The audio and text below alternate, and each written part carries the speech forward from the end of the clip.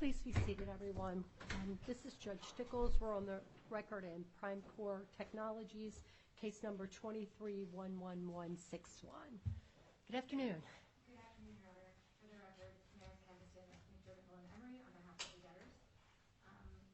We are operating off of our amended agenda this morning. Does Your Honor have a copy? I do. Well, actually, I don't, but I've seen it. I have an extra copy if you'd like. I've seen the papers. Your Honor, there's only one matter going forward today. It's the debtor's motion for, it's our 2004 motion with respect to Party 7, I believe. With me in the courtroom today is Joseph Evans, my partner. He will be handling the motion on behalf of the debtors. I will see the podium. Okay.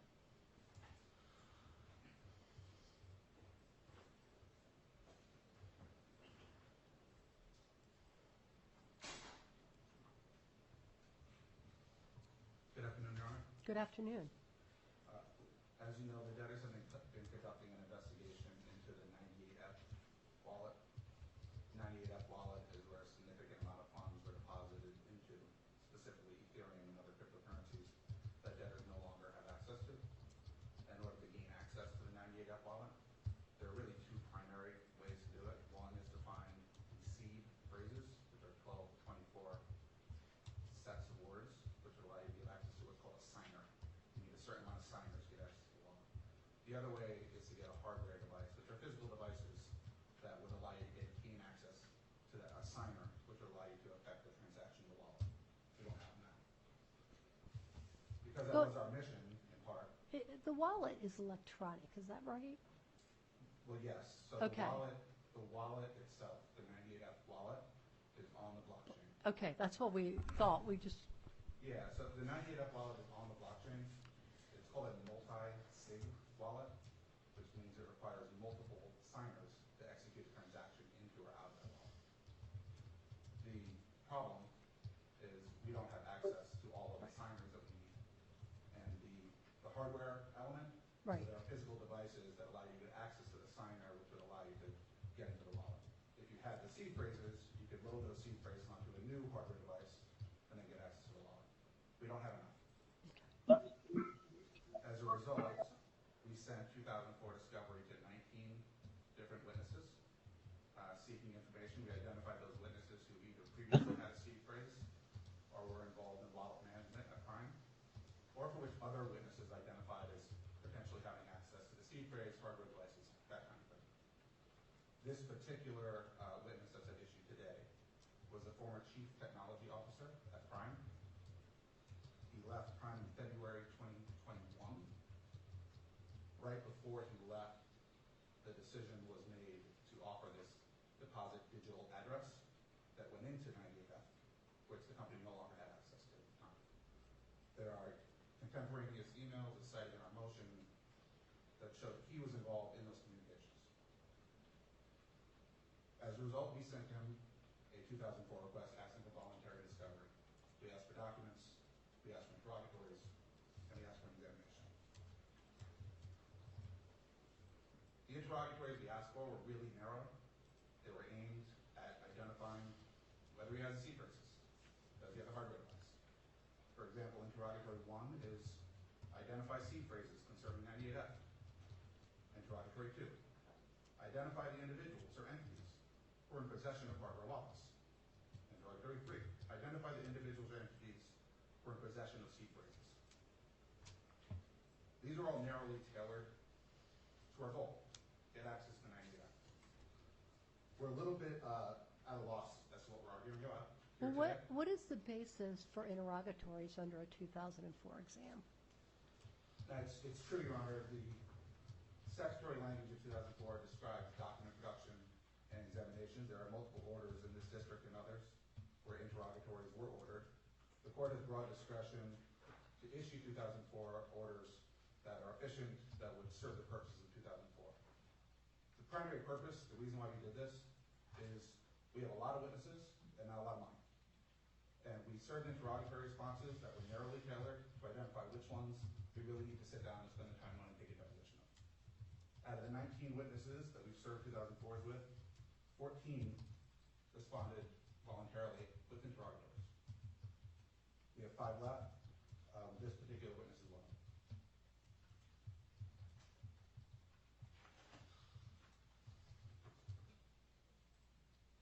There was an offer made by this witness to provide requests for admissions, stating that this particular witness had no information in his possession. We looked at that and we considered that, and the primary issue was we've already received text messages from another witness with this witness discussing issues critically relevant to this investigation, including the wallet access, and the 98F investigation. So we know that at least at one time, post-employment, this particular witness had in his possession relevant information. Can you step back a second and give me a sense of timing? So this witness departed in February of 2021. Yes. Walk me through the chronology. Sure. When the information, when you became aware that there was an issue with the wallet, and then when was the receiver appointed, et cetera. So this wallet was actually created in the beginning of 2020. Okay. It was previously used at Prime. Then there was a decision to what they call migrate the wallets to a third party called Fireblocks. Fireblocks is a place where crypto assets are traditionally stored. There was then a decision made in late December and early January to start reusing some of the old wallets. This is December 2020. Correct. Okay. So December 2020, early January is when the decision was made to use old wallets, including the 98F wallet. This particular witness was involved in that discussion, was the chief technology officer at the time, and facilitated the issuance of this new deposit digital address. This is public information that's on the blockchain, but there's been a lack of access into that wallet for a significant amount of time, so it's not like someone's signing in every day and trying to log in. And so really looking for, Judge, are pieces of paper that have 24C phrases, snapshots on people's phones, WhatsApp images, Telegram images, that kind of thing. Something that somebody might forget they have and have. And we've made some progress, but there's still more to be done.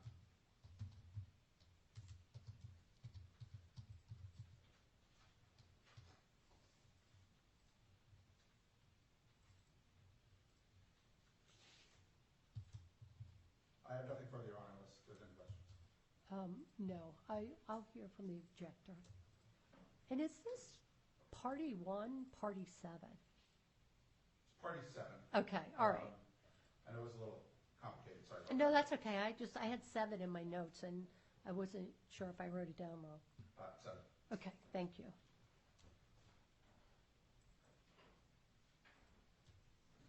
Good afternoon, Your Honor. Good afternoon. Jim Green with Sykes Contract and Green for, I think we filed an objection on his behalf. It's not his name, not Secret Alec Gorge. Also representing Mr. Gorge is Catherine Deemer, who's on Zoom. Your Honor, I'm prepared to address the court, I guess any questions the court has, but Ms. Deemer was primarily involved in the communications back and forth. She's counsel in California to Mr. Gorge, who's in California. There were some issues about the timeliness of the objection. I can answer those if the court has any questions about that, but it seems to be that the objection was filed and the court is considering it.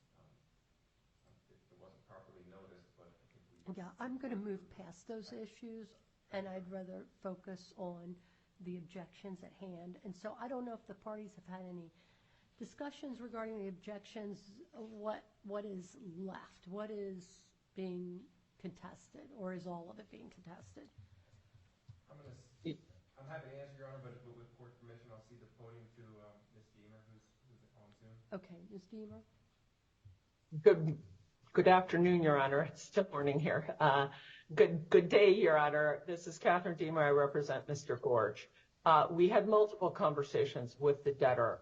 We offered to debtor to allow Mr. Gorge to have a traditional 2004 examination where if there was a request for production of documents that was appropriately tailored, we would provide such documents. and that they could question Mr. Gorge under oath, as is traditional in a 2004 examination.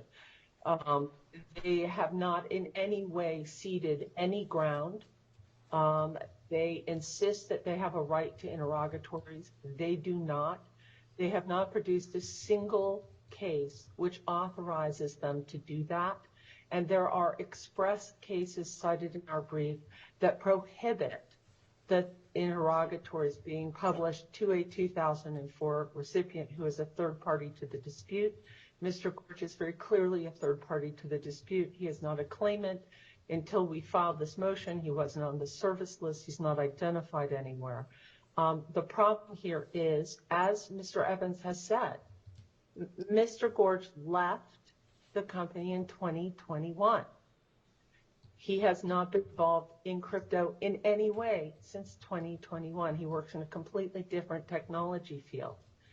He does not have lots of documents or information, but I will be honest with you, my communications with Mr. Evans and Ms. Griffiths are such that there has been no movement whatsoever. There has been an insistence that Rule 45D, the proportional response, does not apply to Mr. Gorge. And what we are seeking here, Your Honor, is a ruling from the court that allows us to protect our witness and limit the 2004 order such that Mr. Evans and the debtor follow the rules of Rule 45, which is the mechanism which enforces Rule 2004, which means that the order. Yes, I'm sorry, Your Honor. Well, so you don't dispute that the debtor is entitled to a 2004 exam or the production of documents? No, we never have done so. We just believe that because Mr. Gorge is a third party, that the debtor must follow the rules in Rule 45D, which requires that they minimize the burden on the third party, and that they minimize that burden such that it is a limited amount of documents and limited burden. They have to go under the law, they have to go and look to other third parties for the information first, which apparently they're doing, which is fine. Once they have that, then they can come out to my jurisdiction where Mr. Gorge is resident, the Northern District of California, and enforce a proper subpoena. I really must take issue with the way the debtor has handled this matter. The debtor sent out subpoenas attached to a letter saying people had to respond within a week or they would go to the court to enforce. And these people weren't served. They didn't know. Mr. Gorge just got alarmed because he knew that Prime Corp had filed bankruptcy, and he got alarmed and contacted counsel. It was extremely overbearing if you were an independent third party without a lot of litigation experience to this individual. It's just an individual who happened to work at this company a couple of years ago. It in no way resembles the appropriate process that should occur in a 2004 exam. And we simply ask this court to issue its order in concurrence with the rules that govern 2004. No interrogatories, limited scope. And, frankly, Your Honor, Mr. Evans and debtor have to enforce in the Northern District. The rules are clear that enforcement, he can't just send out, he can send out the 2004 notice through worldwide or countrywide service, but he can't enforce. He has to properly serve and subpoena here in Northern District and enforce in Northern District. So we think that 2004 is fine as long as it's only documents and a request, documents and testimony, but that it must be limited and reasonable. And frankly, he should complete all of his other discovery first to see if he even needs Mr. Gorge, the independent third party, to this dispute. Well, let me just say, I believe, based on the papers, the debtor has shown cause for a 2004 exam. the debtor's examination seeks information related to the 98F wallet, and that wallet issue is an important issue in this case. And Party 1 worked for Prime Trust and then Prime Digital prior to February 21. And so I'm going to permit a 2004 exam. And it sounds to me, Ms. Dimer, that you don't contest that. And I'm going to also allow the production of documents.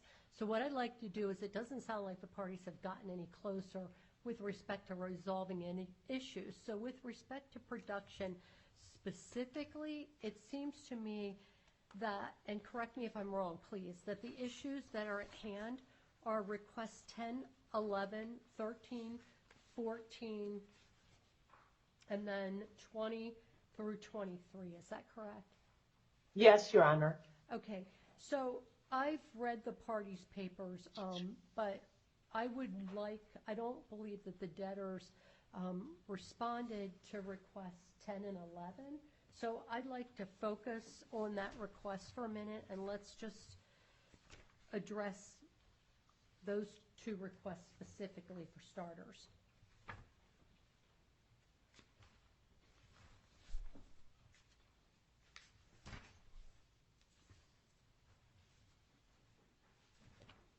And Ms. Dimer, I think since it's your objection, you should go first. I'm sorry, I'm looking for your objection in my papers. Yes, I believe it's on page 16, Your Honor. So requests 10, 11, 13, and 14, and particularly requests 10 and 11, seek documents relating to the exchange of monies between vendors. Vendors is defined in definition 21 as any entity contracted with or employed by the prime entities, whereas we're only talking about 10 and 11 now, not 13 and 14, Your Honor. Is that correct? Well, I was focusing first on 10 and 11, but if you want to put them in one bucket, I'm happy to do it that way.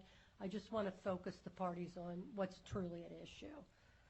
Sure. The problem I have when I read this as a litigator is the definition of the term records is enormous. It broadens the term seek documents relating to the exchange of monies, which is already an extremely broad term, and then identifies what that is with something on the order of 22 different things. According to Mr. Evans' argument, he said that what he's really interested in, and I hope I don't misquote him. I'm not sure I'm as facile with the cryptocurrency issues as he is, although I have handled them before. If they're really only interested in the specific migration of this one wallet to Firechain and whether he has any physical things that would allow the piece of technology that would allow them to access it or to use the old wallets, the identifier that would allow them to use the old wallets, I don't think that's a problem. But that's not at all what I got from requests for production of documents 10 and 11. It was this wide-ranging group of potential records. And I'm happy to go on to 13 and 14. Wait, would you like to respond to that right now? Okay, yeah, let's see if we can.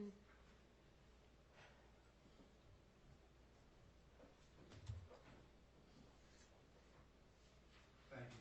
Joseph Evans from the Criminal Amnesty Center. 10 and 11 seek documents, communications, and records concerning any payments made to any vendor of the prime entities or compensation of any kinds made by vendors to Gorge or any of a certain group of former employees.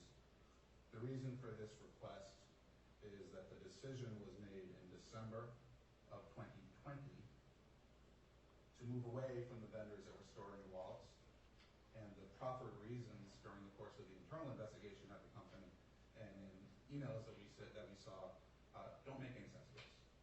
And so we're trying to understand the reason by which the company decided to change from the Fireblocks wallets to go back to the 98F wallets. The stated reason were complaints and issues with particular vendors they were using. And this particular witness only dealt with those vendors that concerned wallet management. That's the reason for the request. I do take your point, Your Honor, that these are a bit broader than the other requests I issued. And so if we had everything else but those two, we would be okay. Okay, well, let me, before I rule on, is there any way you can limit the scope or time? Sure. If we had documents, communications, and records concerning payments made to any vendor concerning wallet management,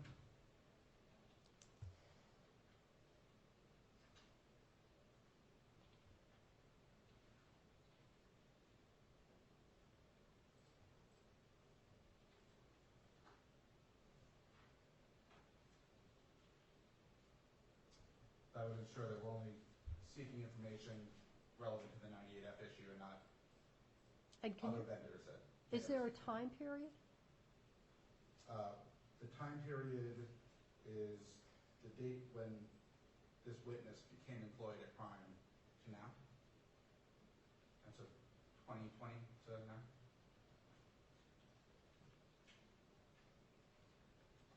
And I would note that this only relates to payments and compensation. And so it's already limited by its term for transactions. Can I just ask the question? Did this person take business records with him? I mean, I'm saying him, I don't know. Did So number it's- 7, party 7? It's a good question. The offboarding process at Prime could use a little help. The documents we received from others indicated there were a lot of personal devices being used to discuss critical company business. In particular, text messages with this witness post-employment about the 98F law.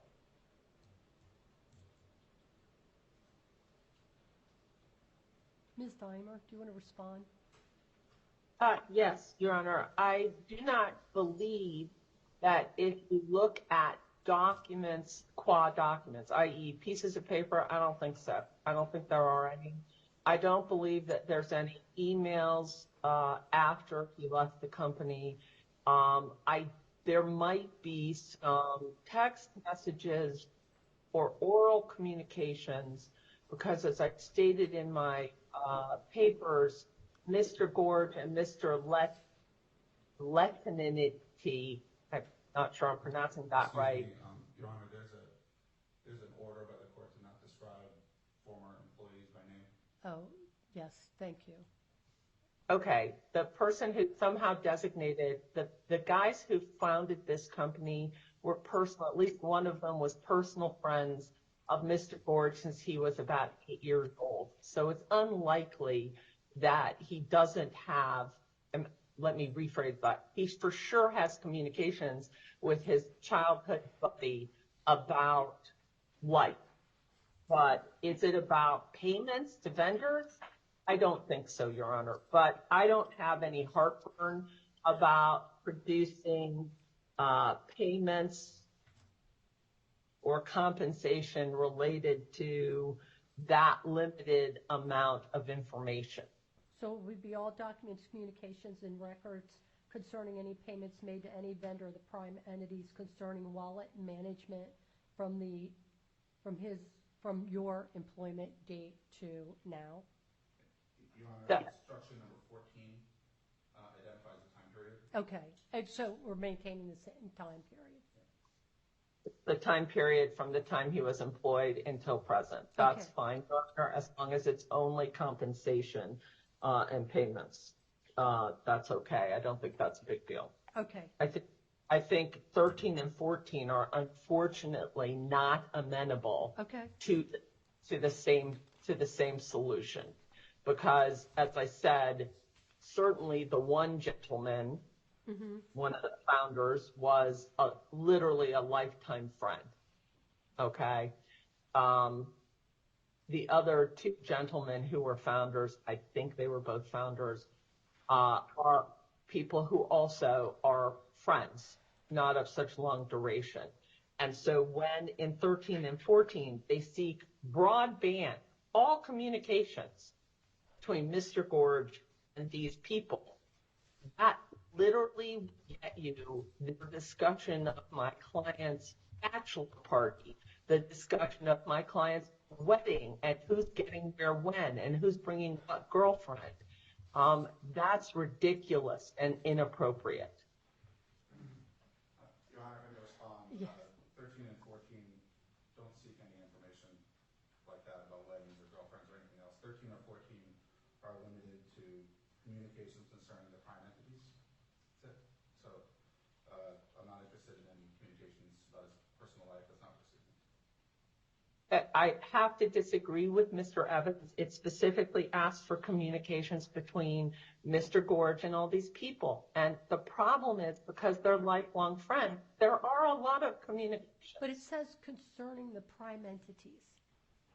So Ms. Dimer, can you connect the dots for me? I'm not sure what I'm missing something. So let me give you some examples. Do they want any time the word prime is mentioned? Because it's mentioned, my understanding is quite a bit. Hey, I'm at the company right now. Oh, I'm going to do X, leaving the company to come to your party. That sort of thing is included. That would be under the definitions that they have put forth, which includes everything known to mankind, over 22 categories. Those would fall within it, even if it just had, if it was a communication using as part of the identifier in the email or in one of the other forms of communication mentions Prime. So it's Mr. X, founder at prime.com or whatever their email address is. That would fall under their definitions. I suspect Mr. Evans is not interested in the man's private life, but the way these are drafted, they're so vastly overbroad. Your Honor, we limited the request purposefully just for information concerning the prime entities. With these three particular individuals who are key executives at the company, this particular witness, as I stated, was a chief technology officer at the time when the 98F wallet issue was born. Information that he has in his possession concerning the prime entities with the three key executives of the company, highly relevant, well within the scope of 2004. May I make a suggestion, Your Honor? Of course. If Mr. Evans is only concerned about the time when this decision was made, let's limit communications to the year before, say, January 2020 through the time, I guess maybe a year after. That should cover everything. And then let's limit the topic to communications about the issue of the transfer of the 98F. Any transfers of the 98F. And then you're going to limit it to what needs to be limited. Your Honor, that's not acceptable to the debtors. We've already uncovered communications from other witnesses more than a year after his employ, directly relevant to the 98F investigation and the wallet. Communications he had with former executives when this all became public, and whether they have a C phrase and who has a C phrase and where the hardware devices are, whatever happened at Prime is highly relevant here. We are looking for the 98F wallet. We're also looking to see if there are causes of action against individuals. We had the right to do that in 2004. So his communications about Prime with the three key executives, relevant response and recovered by 2004. And Your Honor, under Rule 45, he can go to those other parties that he's already uncovered, and he can be specific and limited because he had that information from the third parties. Rule 45D requires that he specify. Your Honor, Joe Evans for the debtor. I'm a little confused as to why this particular witness believes that all other witnesses should have to participate before he does. Well, he's not. I mean, this is a simultaneous investigation of multiple people, and you've indicated there are 5 left. So we're not going to, we need to move promptly on this issue. I agree. Thank you. So, but my concern here is that while 2004s have been referred to as fishing expeditions, this language is really it is broad. I'm not as troubled by the time period as I am that it's concerning the prime entities. I don't know if that's, I'll meet you in the parking lot to go to lunch at the prime entities, or if it has something to do with the wallet.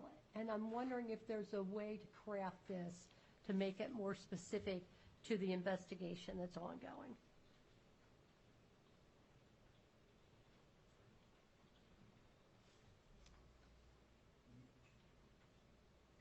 Your Honor, we could.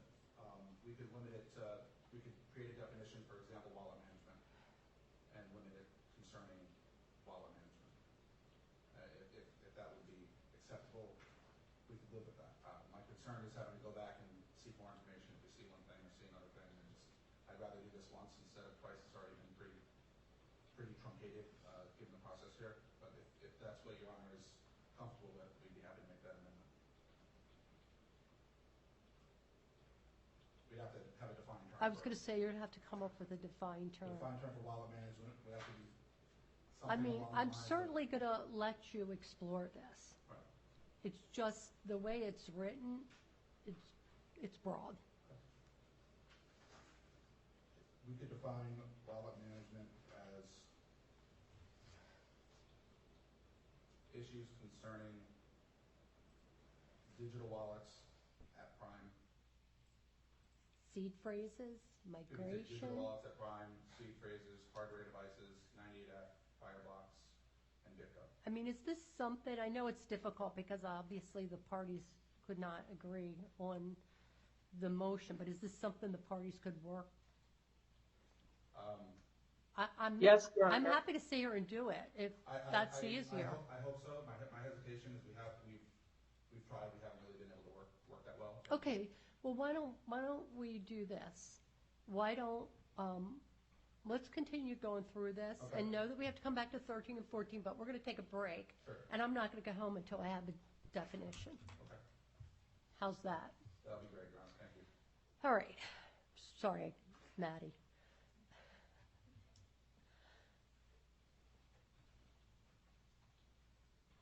Okay, and then so the next issues, as I read the pleadings, and please correct me if I'm wrong, but there are requests 20 to 23. Yes, Your Honor. These all identify requests for information about public events that happened long after, more than 2 years after Mr. Gorge left the company. And they all revolve around things like filings in courts, which violate Rule 45 D's requirements that they seek the information in least intrusive manners, and frankly is not something that Mr. Gorge likely to have any information about. He wasn't at the company and hadn't been for 2 years. Let me hear from the debtor. Your Honor, 20 to 23 were aimed at capturing communications when these issues became public between this particular witness and other people about what happened at Prime. Oh my God, look what happened at Prime. I have a seed phrase on my bed. Right, that Right. kind of thing. We're not seeking any public information. We're not seeking copies of articles and that kind of thing. We want to know if he has communications about this that happened recently concerning these events, because as counsel noted, he wasn't at the company for some time, and then this became public. I don't know how much he knew or didn't know at different points in time, but this would capture those sorts of communications.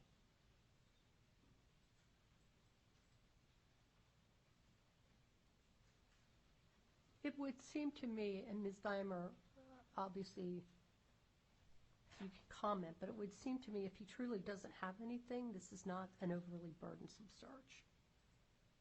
Your Honor, I have asked him. I do not believe he has anything, and therefore I don't think it is particularly burdensome. I just think it's not something that's appropriate. I think I would say to you, Your Honor, there's no need for you to work late. I'm fairly confident with your direction that Mr. Evans and I can work this out. The problem to date has been very specific. Mr. Evans and Ms. Griffiths would not agree unless we agreed to the interrogatories and didn't limit the scope. So when they took that very hardline position, we had no room to give. I am quite confident that given the information Mr. Evans has told the court today, that if he sent me an appropriate, a couple of definitions, we're going to come to an answer. But of course, it's up to you, Your Honor. I'm happy to respond. The communications were not about specific requests, Mr. Broad, Mr. Broad. The communications were, I refuse to do interrogatories, I refuse to provide documents in advance of the deposition. I'll only provide requests for admission if I don't have to produce any documents and are not subject to an examination. None of those were acceptable. So we always try to work something out. We've been trying to work this out since mid-August. We spent a lot of time and money kind of going back and forth with this, but I'm hoping to come to a resolution today. I do have a proposed definition for wallet management. Okay. Wallet management means issues concerning digital wallets at prime, including digital addresses, hardware devices, seed phrases, Fireblocks, Bitco, 98F, and self-hosted wallets. I don't have any problems with that, but I must disagree with what Mr. Evans said. We offered Mr. Gorge both document production and for 2004 examination. But I draw the line at something that is absolutely unavailable under the law. Okay. Well, I appreciate both parties' arguments, but the point of today is to move forward. And I think then we have resolved the issues with respect to requests for production, correct? Okay. So I think the only other issue is with respect to interrogatories. Is that correct? I think so, Your Honor, and except for the timing of the document productions versus the deposition, this witness has refused to provide documents in advance of the deposition. They want to show up to the deposition with the documents. That is absolutely not true, Your Honor. Okay. We have absolutely agreed that if we could limit the number of documents or the scope, and if we could pick a consensual date and have it out here, that we would provide the documents in advance. The sticking point was the interrogatories and the scope. Okay. Well, that's great. Then it's resolved. Okay. All right. So we're resolved on the subpoena and the document production, correct? Yes. And we haven't set a date for document production. Do you want to do that?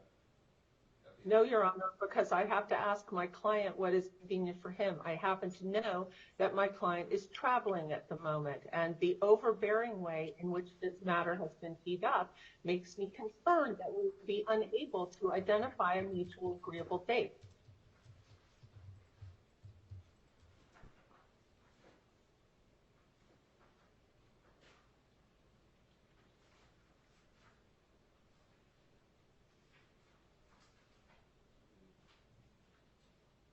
I'm sorry, I believe the proposed date was.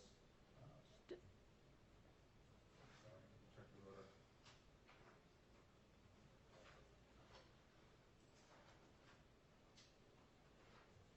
Is the proposed date the date Ms. Dimer says she needs to check with her client? Yes. Yeah. So I'd like to set an outside date if you could. 14 days, 21 days. What date did you propose? Or it's 14 days stale? from today. Your Honor, I absolutely cannot do anything the week of the... It's a Thanksgiving. How about the end of the month? That works for me. Ms. Dimer, how about November 30th? I believe that that's fine for my calendar. Hold on just a minute. Just need to double check. I have a jury trial in early December, and I need to double check that date is, could we make it December 1st? I have an all-day mediation that's been set for 9 months on the 30th. Yes, December 1st, Friday, December 1st.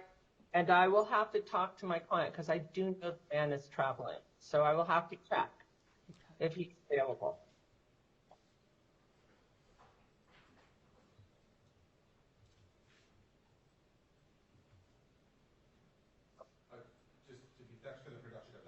Yes. Right, okay. And then, are you going to reserve a deposition? The next two orders of business, I think, are the interrogatories Yes. and the deposition, both date and the objection related to the interrogatories in general. Okay, so I'm going to let you both present your arguments with respect to interrogatories because frankly, go ahead and present your arguments.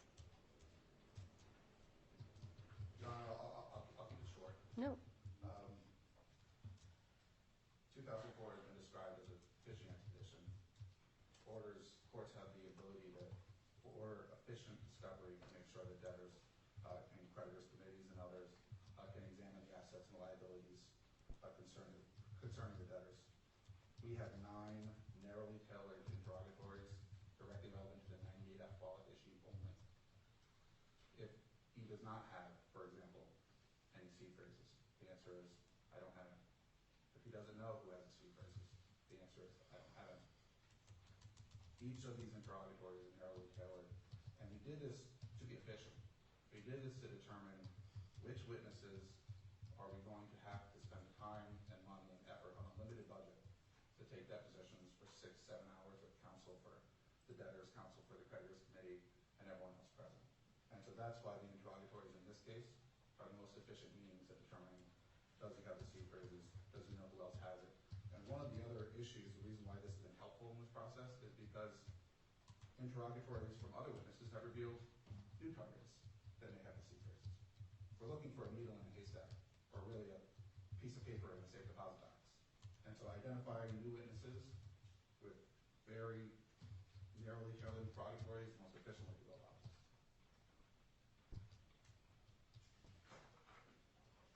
Your Honor, I apologize, Mr. Evans. I'm sorry. Committee's counsel wants to be heard, and then we'll get to you, Ms. Dimer.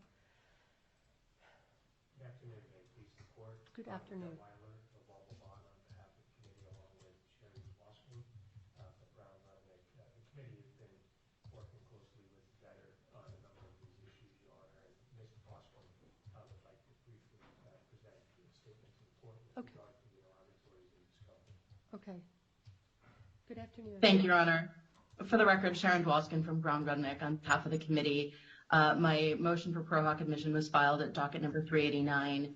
And I appreciate, Your Honor, allowing me to speak and allowing me to participate by Zoom.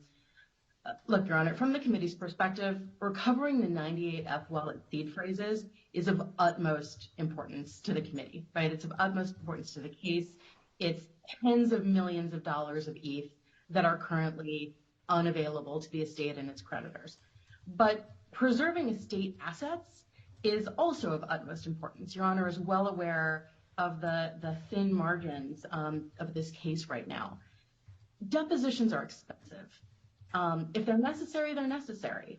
But if the debtors are able to get the information that they need through interrogatories, depositions can be streamlined or avoided entirely. And frankly, Your Honor, we think that that is most efficient for the debtor and less burdensome for this particular witness.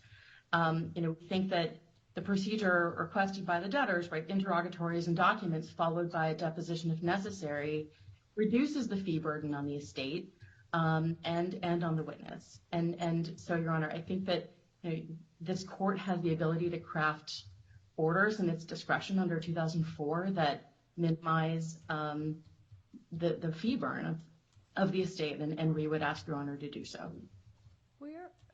I'm going to ask you the same question that I asked the debtors. What is the basis under 2004 for permitting interrogatories? Your Honor, I don't have a good answer to the question. I think that 105 gives this court broad powers, and I think that the overall equities on this court, right, the ability to look at what would be most cost-effective for the estate while protecting everybody's rights is the way to go here. But, Your Honor, I agree this is a gray area. And, other courts have done it, other courts have ordered it, and other witnesses in this case have done it. But frankly, if the concern here is what would be most burdensome on this witness, In the committee's view, answering 9 interrogatories may be less burdensome than not doing so and having to sit for a deposition. Well, I don't think that's the position that the witness is taking here. I mean, I'll hear from Ms. Dimer, but I think Ms. Dimer's position is different. I'm not intending to put words into Ms. Dimer's mouth. Our view is that reducing the burden on the estate is absolutely critical here. We think that interrogatories would do that. And as a side benefit, it would reduce the fee burn for the witness. I understand that the witness has other concerns about whether interrogatories are appropriate at all. And let me ask you, are you aware of any precedent from this court where in a contested scenario the courts permitted interrogatories under 2004 exam? I believe, Your Honor, that the debtors have quoted some in their response, but I would let Mr. Evans speak to that. Okay.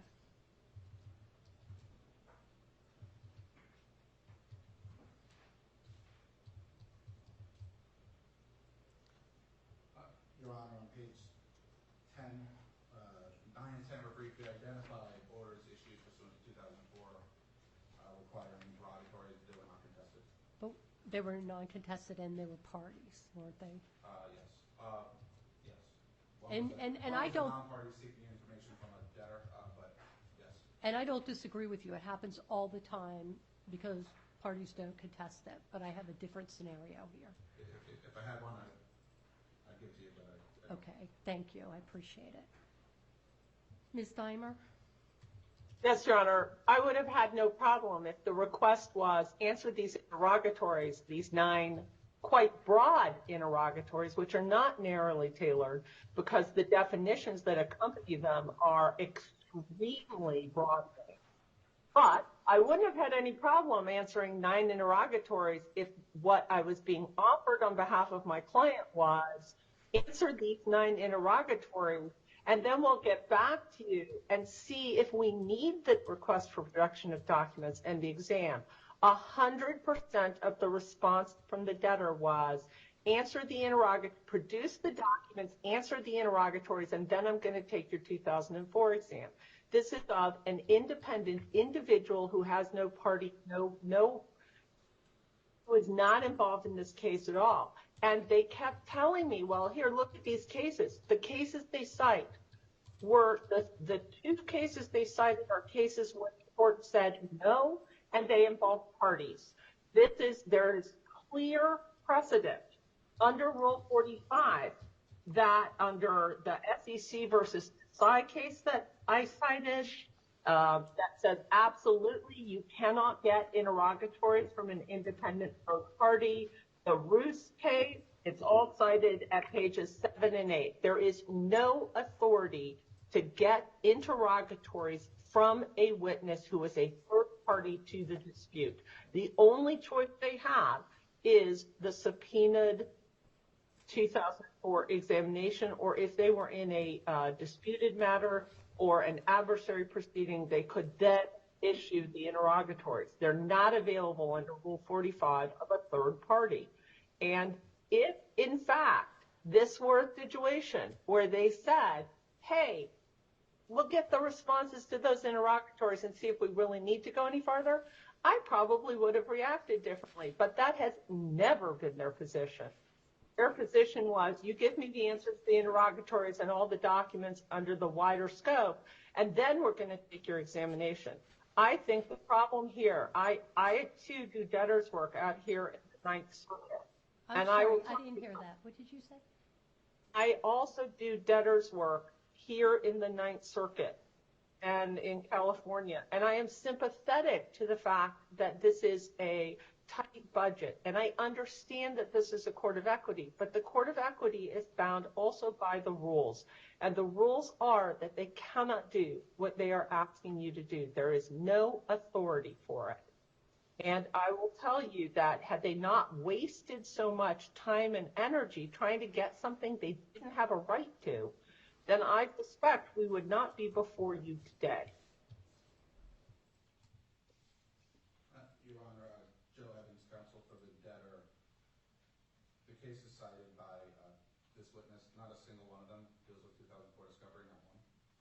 each of them are just traditional litigation and efforts to enforce a subpoena upon a third party.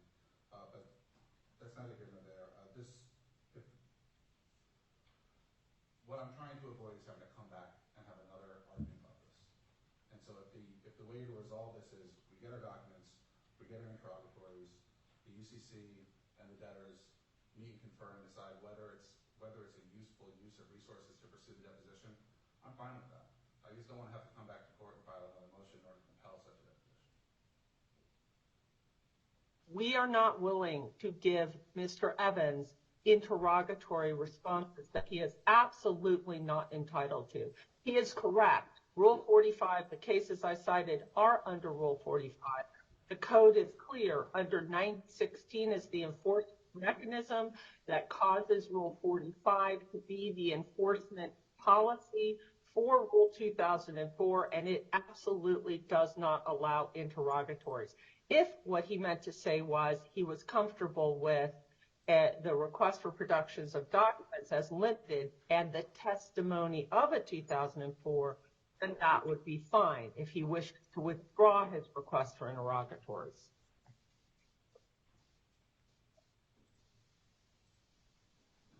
Your Honor, that's not what I was offering. I think you just talked past each other. Let me ask, does U.S. Trustee have a position on this issue?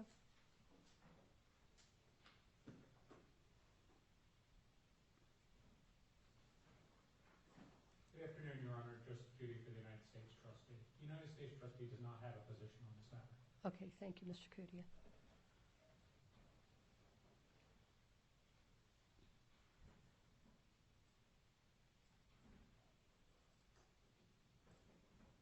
There isn't a mechanism to have a third party respond to interrogatories in a 2004. So I'm not going to allow the interrogatories at this time unless the parties reach an alternative agreement amongst them.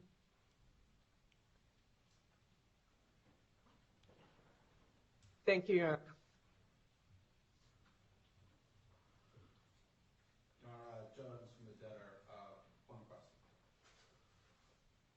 If we're not going to do interrogatories, as we in the UCC felt was the most efficient way to do this, if we're going to be doing a deposition, it sounds like we're going to. I think you are. The request is that the deposition be conducted via Zoom, so we don't waste time in the state assets traveling out to California to meet Mr. Gorge. That's fine, Your Honor. We don't have any opposition to that. I frankly assumed that would be true. Okay, so you're going to consent to all the parties being on Zoom? Yes. Okay. Is there anything further for today? Not from me, Your Honor. I appreciate your time in this matter. Your Honor, just an outside date for the deposition. Oh.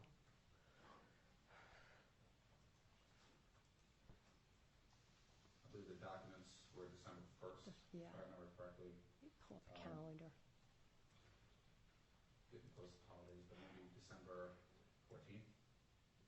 Your Honor, I'm in a 2-week jury trial. At least we believe it'll only be 2 weeks. That starts on the 7th and continues to the 25th of December. And I am Chief Trial Counsel in Marin County on the Suntac matter. How much longer do you expect the investigation to go? And how does that fit in with, like, confirmation and the timing of the case? It's a good question, Your Honor. We have a number of targets. We are likely not going to have all the depositions done in advance of the confirmation hearing. And so we anticipate a mechanism to continue investigating, but I don't know where we are in terms of when the confirmation hearing. Our first deposition is scheduled for Friday.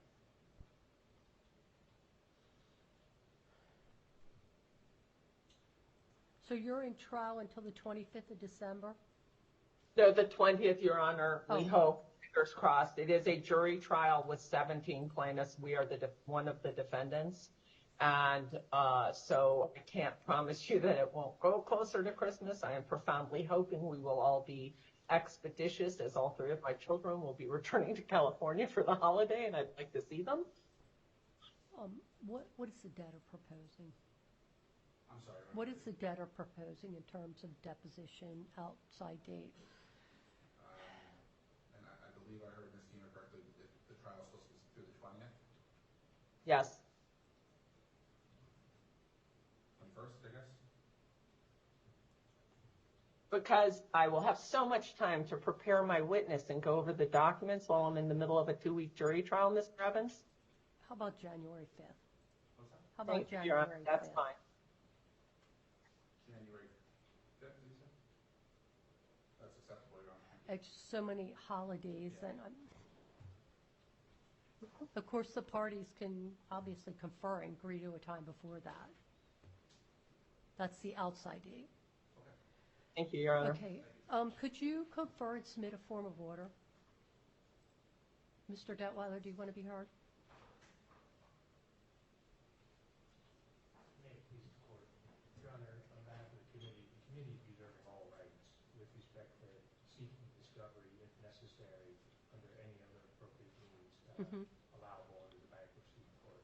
Hopefully, the parties could be practical and pragmatic and get the answers to the issues and we move forward. But otherwise, we're going to reserve our rights after listening to the colloquy today. And I wanted to stand and make that note to the court. We reserve the rights for discovery any other way. Okay, understood, all rights reserved. And I do encourage the parties to be practical. There will be examination. So, That's fine, Your Honor. We never opposed that. all right, well, I just want to be clear. So, is there anything further for this afternoon? I would only ask that we be able to review the order before it be submitted to the court. Yes, I asked the parties to confer and agree on a form of order. And if you can't agree on a form of order, submit competing orders, and I'll pick one. Absolutely, Your Honor. And please share with Mr. Cudia and the committee as well. Thank you, Honor. Okay, thank you all very much. We stand in recess. Have a great afternoon. Thank you.